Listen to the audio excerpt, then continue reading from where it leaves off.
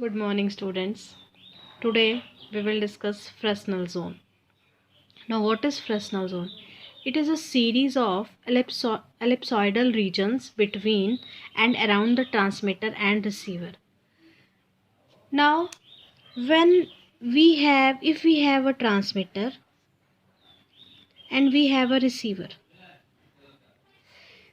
when the signal transmitted from your transmitter to receiver, the distance between these two is very large. Let it be d. It might be in kilometers. So, when we transmit a signal, it is not necessary that it will follow the straight path or it will not encounter any type of obstacle. So, this Fresnel zone, it is a series of ellipsoidal region between and around the transmitter and the receiver. The signal follow when the signal is transmitted, it will follow different paths. It will follow different paths. Its path might be this, it can be this, or its path can be this. Now when the signal travels, it will follow different paths, and if the obstacles are present, suppose here we have an obstacle, what will happen? The signal will diffract at this point, and after that it reaches over this point. So the time traveled by the signal, if it will follow this path, the time taken by the signal will be less to reach the receiver.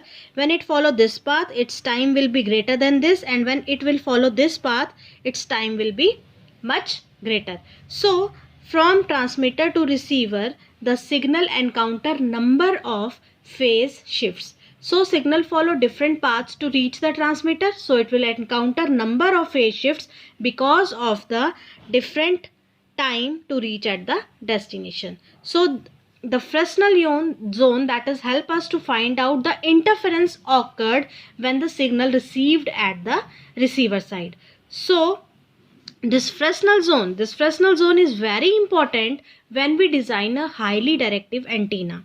Now Fresnel zone, they are imaginary zones, and depending upon the distance between transmitter and receiver and between any obstacle, on the basis of that we calculate the radius of different zones of this Fresnel zone. This Fresnel zone help us to find out that at the receiving side how much signal or the intensity of the signal we received, its intensity is how much, or you can say the interference occurred by the signal when it transmits from the transmitter to the receiver. So Fresnel zones are imaginary zones calculated on the basis of distance between your transmitter and receiver. Now let us suppose this is your line of sight. This is called line of sight when there is a straight path between your transmitter and receiver, or it is also called RF line of sight. So let us assume this point P at the center of your transmitter and receiver.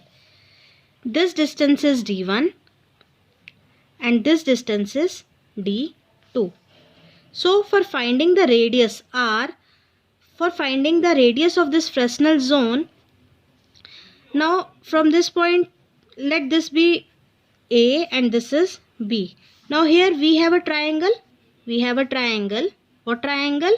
AP, let it be O.